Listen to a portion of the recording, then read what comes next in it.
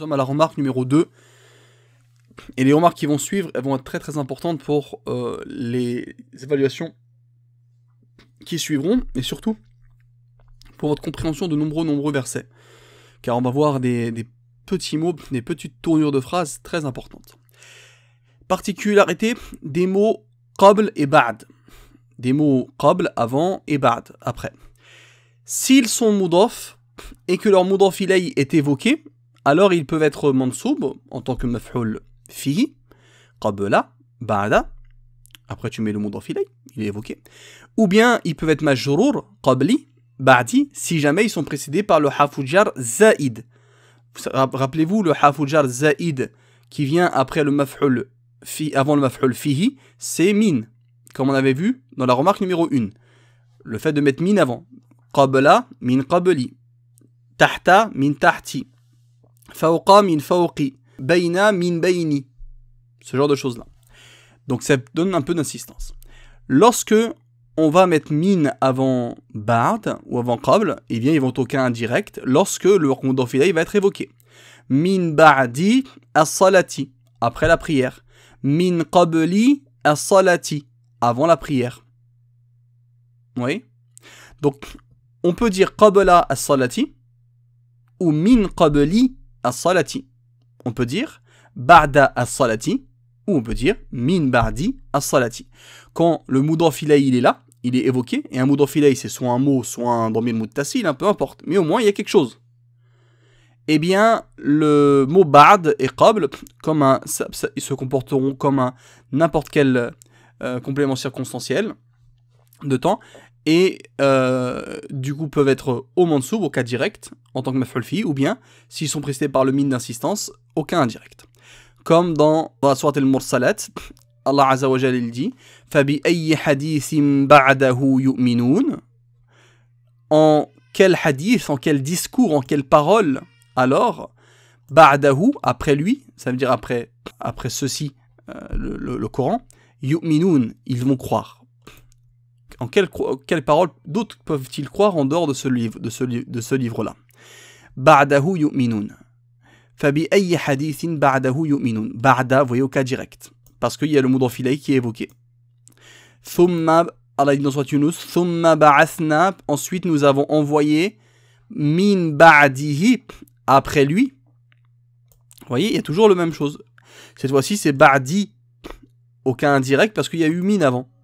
Min ba'dihi, rusulan, nous avons envoyé après lui, rusulan, des messagers, ila qawmihim, vers leur peuple. Dans Surat Taha, Allah dit, wa sabbih, et célèbre et purifie. On avait déjà dit ce que ça voulait dire le sens de célébrer la louange. Hein. Tasbih, c'est le fait de déclarer qu'Allah Azza wa Jal est dénué de tout manquement, de toute imperfection, de tout défaut et de tout manque et de toute insuffisance. Wa sabbih bihamdi rabbika qabla tulu'i shams, et célèbre avec la louange de ton Seigneur qabla tulu'i shams, avant le lever du soleil, wa qabla ghurubiha, et avant son coucher, le coucher du soleil. Ghurubiha, le ra qui renvoie au shams, qui est féminin par lui-même. Qabla ici, vous voyez qu'il est maf'ul fihi mansoub, parce que le mudaf ilayh il est évoqué. Donc ça c'est ce qu'on a toujours vu depuis un moment déjà. Quand le mudaf ilayh il est évoqué, qabla maf'ul fihi mansoub. Okay, après vous allez voir pourquoi on parle de ça. Parce que dans le deuxième point, c'est si jamais on n'évoque pas le mudaf ilayh de qabl et de ba'd, eh bien ils sont mabni à la dhamm, ils sont figés sur la dhamma. Si je dis avant, après, sans préciser le mudaf ilayh, eh bien ça sera qablu et ba'du. Je mangerai après. Ba'du. J'ai mangé avant. Qablu. J'ai pas précisé avant le cours, après le cours. C'est sous-entendu, mais je l'ai pas évoqué. Je l'ai pas précisé. Eh bien, dans ce cas-là, comme je vous l'ai dit, c'est figé sur la dhamma. On verra ça dans le deuxième point. Donc, si jamais il y a le mudaf ilayh, que ce soit un mot normal, un mot, comme vous voyez ici, un mot simple, un tulu', ou un damir muttasil, eh bien, deux choix se présentent à nous, soit un maf'ul fi mansoub, soit il va être au cas indirect à cause du hafoujar zaïd, juste avant. Wama Muhammadun illa rasulun, restriction, et Mohammed n'est qu'un messager. Qad khalat, sont passés avant lui, ar-rusulu, les messagers. Ar-rusul, c'est un pluriel interne, un jam taksir, et on a le droit avec les pluriels internes d'accorder le verbe leur verbe qui les précède, de l'accorder au féminin singulier, enfin en genre contraire, pour indiquer el-kathra, le grand nombre. Donc, qad khalat, khalat c'est le verbe passé, ont certes passé avant lui, ar-rusulu. Beaucoup de messagers sont passés avant lui, avant le prophète Mohammed sallallahu alayhi wa sallam. Qad khalat min qablihi ar-rusulu. Min qablihi, avant lui. Vous voyez, c'est pas écrit qablahu, parce qu'il y a eu le min d'insistance qui a mis aucun indirect. Min qablihi ar-rusulu. Également, on est toujours dans le même point. On peut toujours appliquer les mêmes choses. Ça veut dire de pouvoir dire qabla en tant que maf'ul fi ou qabli s'il y a min avant. Si le mudaf ilay, il est évoqué sous forme de masdar mu'awwal, n plus un verbe. Le masdar mu'awwal peut très bien être évoqué sous la forme d'un masdar mu'awwal, un nom d'action interprété reformulé, se composant du n et du fi'l.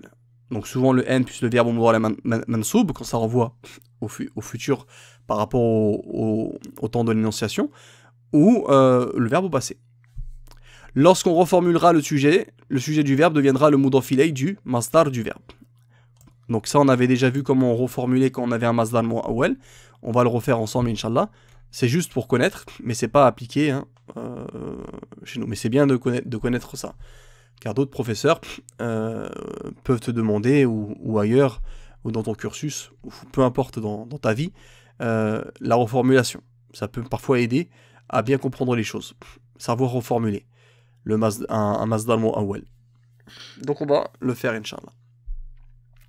Et quand on va reformuler, eh bien le sujet du verbe, donc quand tu vas dire par exemple en yaktubu, qu'ils écrivent, imagine c'est ça, en yaktubu, qu'ils écrivent, quand tu vas reformuler, tu vas prendre le masdar, d'accord, par exemple kitaba, c'est le masdar de écrire, en yaktubu, je vais prendre le masdar, kitaba, et je vais mettre en tant que mudaf ilay le sujet de ce verbe-là. C'était quoi le sujet de verbe en yaktubu? C'était c'était il, c'était eux. D'accord, c'est ça le sujet. En yaktubu, c'était eux le sujet, eux qui écrivent. Donc, je vais prendre le pronom, je vais prendre le pronom là, qui renvoie à eux, et je vais le mettre en tant que mudaf ilay. Et ça donnera, dans mon exemple que je viens de vous dire à l'oral, kitabatuhum, leur écriture.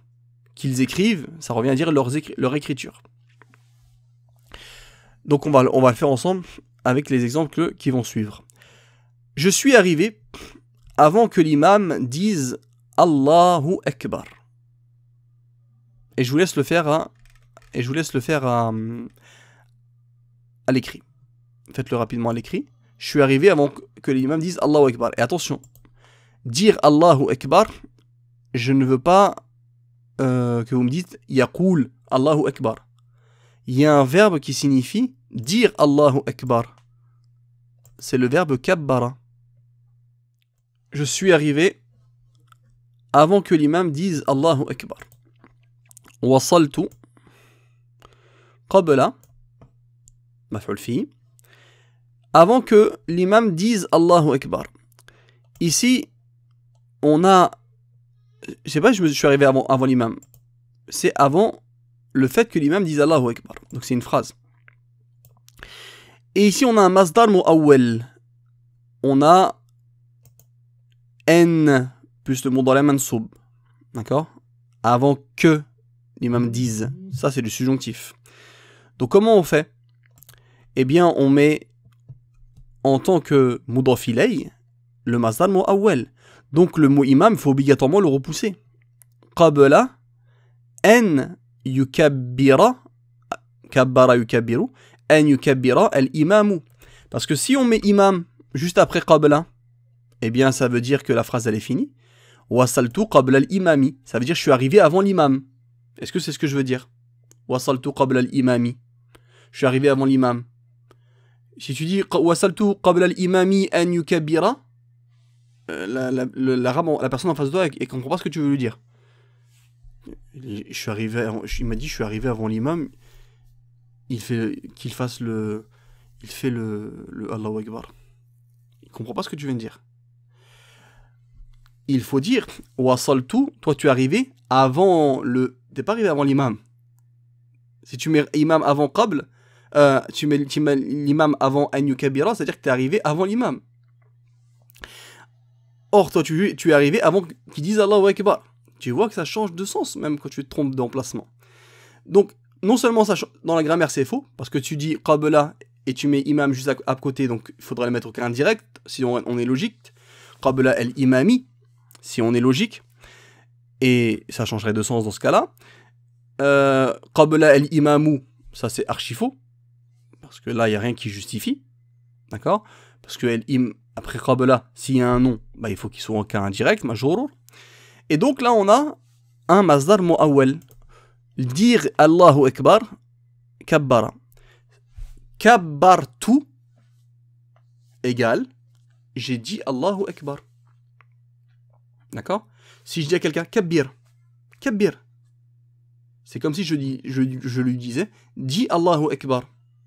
Donc si je dis à un petit enfant arabe qui comprend l'arabe, je lui dis kabbir, il va me dire Allahu Akbar. D'accord? Parce que le verbe kabbara yukabbiru, c'est déclarer la grandeur, proclamer la grandeur. Donc, glorifier aussi. Proclamer la grandeur, c'est mieux. Qabla an yukabbira al-imam, avant que l'imam dise Allahu Akbar. Donc, dire Allahu Akbar, c'est comme ça que l'on dit en arabe pour signifier le fait de prononcer cette parole-là. Qabla an yukabbira au mudari' mansoub. Et cet ensemble-là, d'accord, que vous voyez, c'est un masdar mu'awwal et c'est un mudaf ilay. Le mudaf ilay de qui? De qabla. Et là, on va le reformuler ensemble. Comment on va le reformuler? On va le voir dans l'irab. Oui. Alors, qabla déjà, c'est quoi son i'rab? Maf'ul fihi, mansoubun, ala al-zarfiyati, wa alamatu nasbihi al-fathatu al-zahiratu, wa huwa mudaf. Jusqu'à là, aucun problème, c'est déjà vu. N, harfu nasbin. Ici, harfu nasbin, واستقبال ومصدر حرف نصب ومصدر واستقبال مبني على السكون لا محل له من الإعراب. يكبر فعل مضارع منصوب بأن وعلامة نصبه الفتحة الظاهرة. أن يكبر, cet ensemble-là, on dira, c'est un masdar mu'awwal. Il est en lieu et place de quoi? Facile. Il est fi mahal quoi? Jarrin, parce qu'il vient après qabla. Fi mahal jarrin, d'accord, en tant que mudaf ilay. Et maintenant, le surplus de l'étudiant, c'est de savoir reformuler. Comment on reformule? Je l'ai écrit juste en haut, là, en gras. Comment on reformule? C'est pas une obligation, mais c'est vraiment le top du top dans l'apprentissage. De savoir le fond des choses. Fi mahal jarrin mudaf ilay. Quand je reformule, wa taqdir, et le taqdir, c'est le sous-entendu. Wa taqdir, c'est comme si je disais quoi? Rappelez-vous, comment on fait pour reformuler? On prend le masdar. C'est quoi le masdar de kabbara? C'est takbir. Je le prends. Takbir. Ensuite, qu'est-ce que je fais? Je mets la haraka qui convient. Qabla. Bah après c'est un mudaf ilay, hein, aucun indirect, takbiri. Et le sujet de ce verbe-là, eh bien il devient mudaf ilay du masdar. Bah, c'est comme si imam il devient mudaf ilay. C'est écrit ici. Hein. Le sujet deviendra le mudaf ilay du masdar. Ok, bah le sujet il devient mudaf ilay du masdar. El imami. Et donc c'est comme si on disait wasaltu qabla takbiri al-imami. Je suis arrivé avant le takbir de l'imam.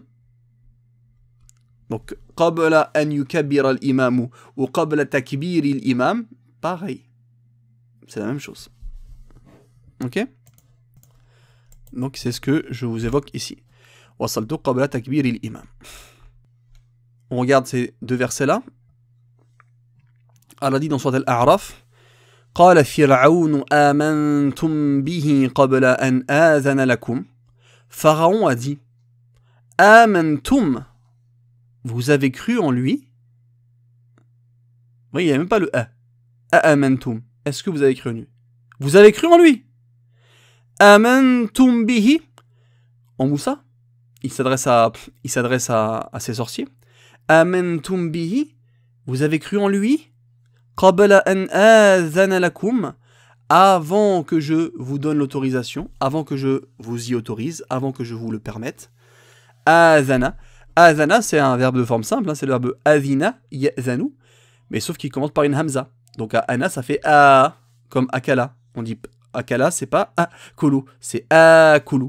Et bien là, azina ya'zanu, anta ta'zanu, huwa ya'zanu, mais ana, c'est azanu.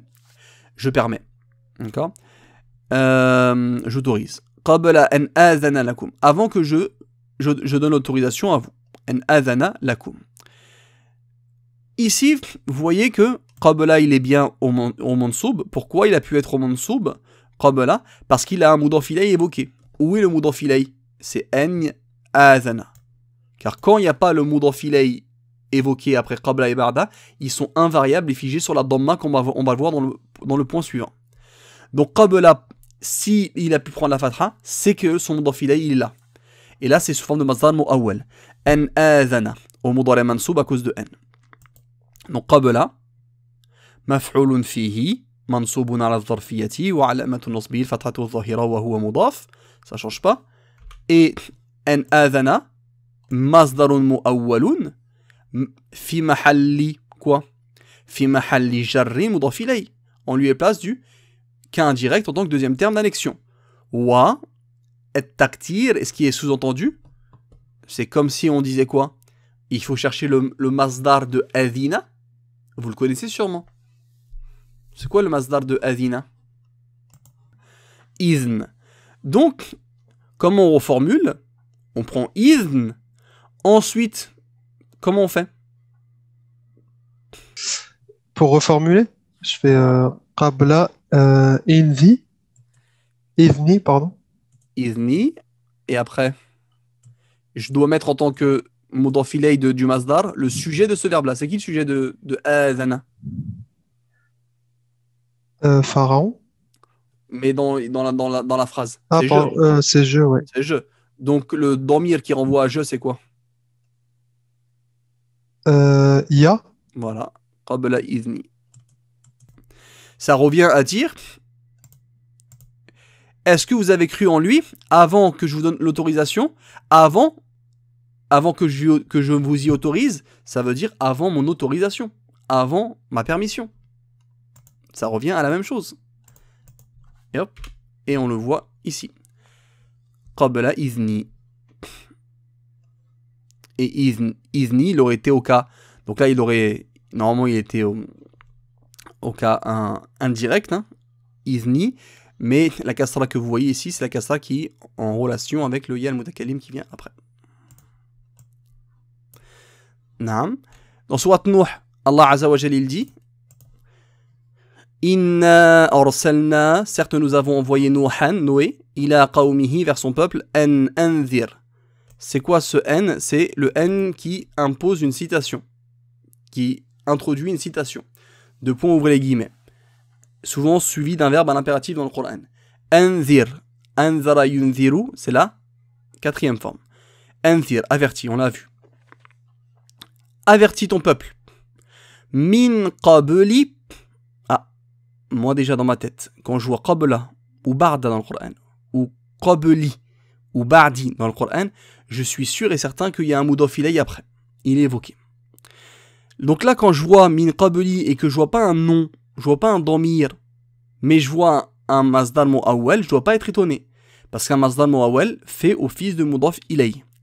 Min qabli an ya'tiyahum. Ah, la faute qui revient souvent avec le verbe ata ya'ti ou les verbes comme lui. Bana yabni. Vous savez que quand il y a un verbe qui se termine par un ya, comme yabni, yamshi,